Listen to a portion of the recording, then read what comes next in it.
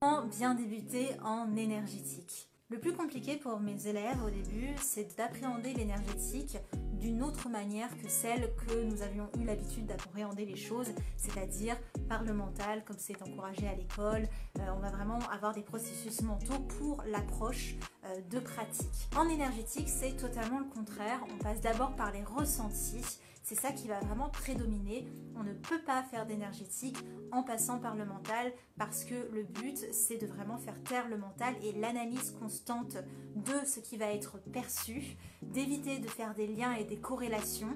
Ça, c'est le travail du mental après un soin énergétique. Le plus compliqué, c'est de vraiment passer par le ressenti, l'expérience du ressenti et ne pas être dans l'interprétation et de simplement amener la réponse énergétique adaptée au ressenti que l'on aura capté.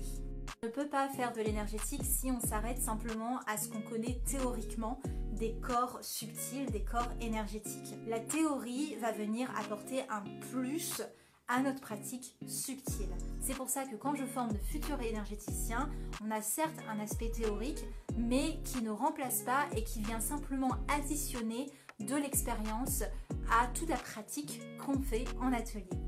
Je suis Amba, énergéticienne, tarot-astrologue et yoga thérapeute et je forme de futurs énergéticiens aux métiers holistiques. Si tu veux plus d'infos, n'hésite pas à t'abonner.